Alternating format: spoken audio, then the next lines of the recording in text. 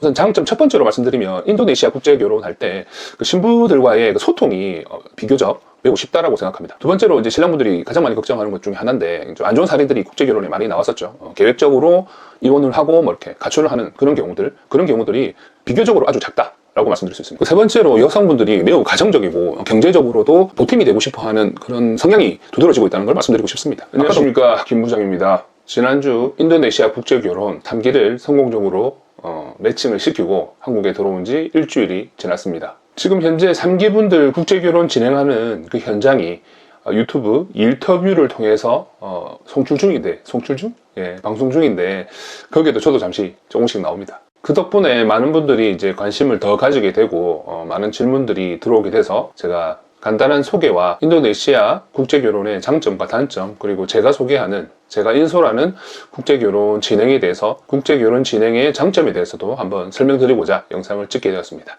제 유튜브 채널에서는 현재까지는 1기분들에 대한 영상들만 업로드가 되었는데요. 지금 찍고 있는 이 영상들이 업로드되고 나면 2기분들 영상들이 1기 때보다는 좀 더 빠른 속도로 업로드 될 예정입니다. 제가 이제 영상 편집하는 기술이 조금 늘었거든요. 그래서 그것들 덕분에 좀 더 빨리 올릴 수 있을 것 같습니다. 그리고 2기분들 영상 끝나면 지금 인터뷰 영상들 올라가고 있는 그 3기분들의 영상도 좀 다른 시각에서 바라보는 진행 상황들, 이런 내용들을 담고 업로드할 예정입니다. 먼저 인도네시아 국제결혼의 장점과 단점에 대해서 한번 이야기해 보겠습니다. 우선 장점 첫 번째로 말씀드리면 인도네시아 국제결혼할 때 그 신부들과의 그 소통이 비교적 매우 쉽다라고 생각합니다. 물론 한국말을 쓰면서 이제 한 커플이 되더라도 소통의 문제로 싸움은 발생하죠. 근데 그럼에도 불구하고 대화가 잘 안 되고 소통이 안 된다면 얼마나 많은 문제가 생기겠습니까? 인도네시아는 현재 한류 열풍의 정점에 있는 나라입니다. OTT 시청률은 자국 영상들을 이기고 현재 1위를 차지하고 있는 게 K-영상입니다. K-팝 또한 미국과 일본 다음으로 많은 시장 가치를 가지고 있는 게 인도네시아고요. 이러다 보니 인도네시아 여성분들, 즉 한국 남성분과 이제 결혼하고 싶어하는 인도네시아 여성분들이 대부분 한국어를 조금씩은 공부를 하셔서 읽을 줄 알고 듣고 이해도 하는 그 정도 수준에 도달해 있다라고 보시면 좋을 것 같습니다. 정식으로 독학을 하거나 이렇게 배우지 않은 분들은 이제 쓰기나 말하기 부분에서 좀 어려움을 느끼고 계신데, 최근 이제 독학하는 분위기가 붐처럼 일어나고 있기 때문에 한국어 공부하는 분위기가 쓰기와 말하기 부분에서도 급속도로 성장하고 있다고 보시면 되고, 그 부족한 점들을 저희가 이제 맞선 진행하고 결혼이 끝나고 나면 기숙사에서 또 1대1 코치를 또 해드리거든요. 1대1, 1대 다수 이렇게 하루에 3시간에서 4시간 한국어 공부를 해드립니다. 그리고 기숙사 안에서는 룰을 정해서 한국어로 대화하는 시간 이렇게 또 가지고 있기 때문에 분위기 자체가 수험생 한국어 토픽 시험을 합격하기 위한 수험생 모드로 지내고 있기 때문에 아주 빨리 한국어를 익힐 수 있다고 생각합니다. 때문에 다른 국가들의 신부들이 이제 토픽 시험을 합격하기 위해서 6개월을 소모하거나 6개월이 지나도 잘 안 되시는 분이 나오고 하긴 하는데, 심지어 합격하더라도 한국에 오셔서 대화가 잘 안 되는 경우도 많아요. 왜냐하면 이 토픽이라는 게 회화 위주가 아니거든요. 우리나라 토익 시험 치듯이 이런 자격증 따는 시험 같은 느낌이에요. 그러다 보니까 실제 회화에서 어려움을 많이 겪고 있는데, 인도네시아는 이런 부분에 대해서는 아주 자유롭고 유리한 점이라고 생각합니다. 실제로 맞선 볼 때 저희가 통역사를 끼고 중요한 질문들이 오가니까 이 소통을 하게 해드리는데, 맞선 이후에 데이트를 하거나 이제 쇼핑을 하러 갈 때는 신랑 신부들이 통역기 없이 영어나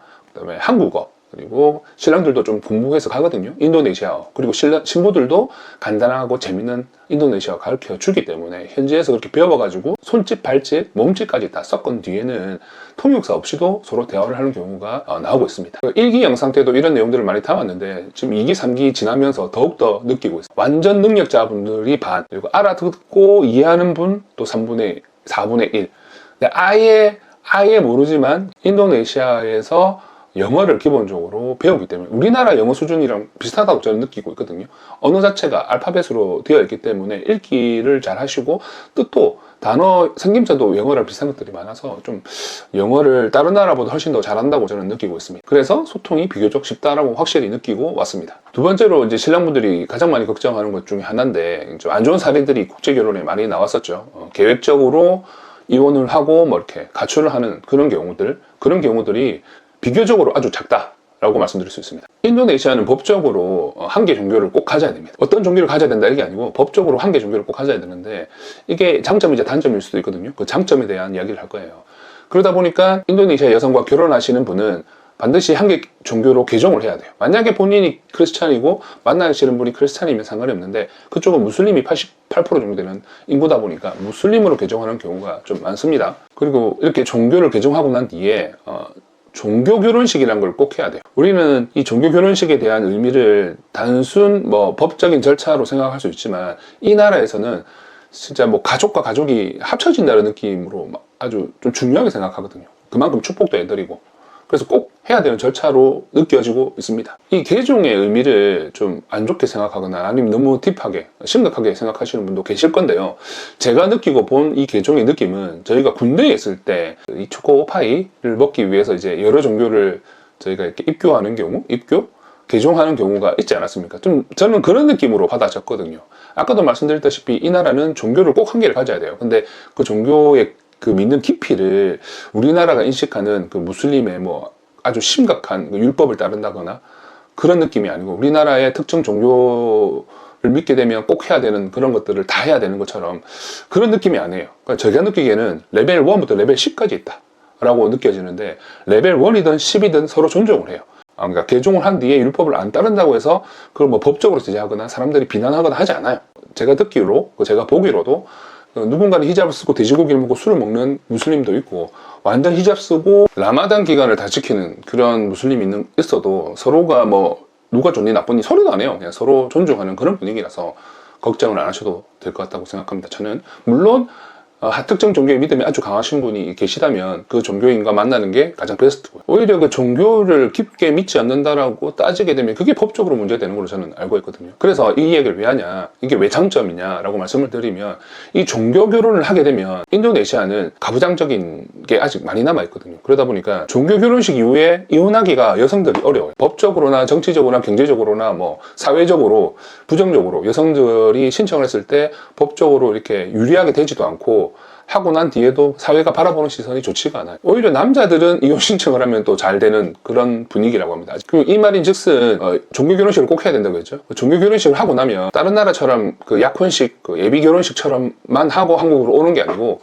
종교 결혼식을 하고 난 뒤에는 이 여성분은 그 나라에서는 유부녀가 되는 거예요. 유부녀가 되었고 만약에 이 사람들이 이혼을 하고 싶어 하더라도 그 절차가 쉽지가 않고 하더라도 사회적으로 인식이 좋지 않다. 그래서 우리가 우려하는 그 작전 세력이라고 해야 되나? 그 나쁜 놈들의 행위를 하기가 어렵다. 물론 남편이 잘못하고 문제가 되면 저희가 도와줘서 신부들이랑 이혼을 시키든지 이렇게 하겠죠. 신부들도 저희의 친구고 동생 같은 사람들이기 때문에 그렇게 도와드리겠죠. 근데 그게 아니라 그런 나쁜 놈들의 행위는 발생할 가능성이 아주 낮다. 그렇게 보면 좋을 것 같습니다. 그리고 가출에 대해서도 이 나라가 아주 가부장적인 나라다 보니까 마을 공동체 느낌이 강하다 보니까 누군가 결혼했다 축하하고 다 했는데 나중에 다시 와서 혼자 산다. 근데 이혼도 안 했다더라. 이런 분위기가 아주 나쁘게 보여지고 있는 게 이제 인도네시아라고 보시면 됩니다. 이렇게 사회적 압박이 있다 보니까 사실상 이혼이랑 가출이 다른 나라보다 훨씬 어렵습니다. 당연히 가정에 문제가 있다면 이렇게 이혼이 생길 수도 있고 하겠지만 저희들이 우려하는 그런 가능성은 낮다라고 다시 한 번 더 말씀드릴 수 있을 것 같습니다. 세 번째로 여성분들이 매우 가정적이고 경제적으로도 보탬이 되고 싶어하는 그런 성향이 두드러지고 있다는 걸 말씀드리고 싶습니다. 아까도 말씀드렸다시피 인도네시아가 가부장적이다 보니까 우리나라 7, 80년대의 그 부부 생활, 그 남편과 부인의 느낌이 강해요. 그래서 집안일 하는 거나 이렇게 남편을 섬긴다, 좀 요즘 식하기 어려운 말이지만 섬긴다라는 느낌이 우리나라 아버지 어머니 때 시대의 좀 느낌이 아직까지 많이 남아 있습니다. 어디에 행동하는 게 그러니까 중동의 무슬림처럼 밖에 나갈 때 남편 없이 못 가거나 이렇게 히잡을 무조건 써야 되거나 이런 게 아니지만 그래도 의사결정을 할 때 남편의 의견을 묻고 행동하는 경우도 많이 보고 있고요. 과거에 우리나라 유교의 느낌이 많이 나는 그런 무슬림이라고 저는 생각이 되거든요. 그렇게 가정적인 성향이 기본적으로 되어 있고요. 최근에 젊은 여성들로부터 이제 좀 경제적으로 성공을 하고 싶다는 염원을 많이 나타내는 영향이 많이 도드라지고 있는데요. 그러다 보니까 여성분들이 한국에 와서 이제 적응을 한 뒤에는 남편이 허락하면 일을 하고 싶다라고 하는 분들이 거의 대부분이라고 저는 보고 있습니다.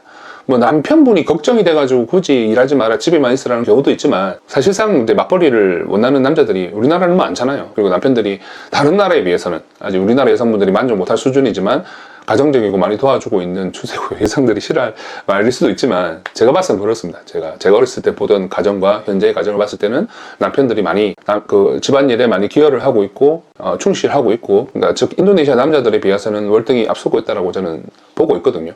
그렇게 여성들의 그 적극적인 모습, 그 가정적인 모습이 장점으로 보이지 않나 생각됩니다. 이제 단점을 얘기하자면 거리가 좀 멀어요. 거리가 인천에서 자카르타까지 비행시간만 7시간이거든요.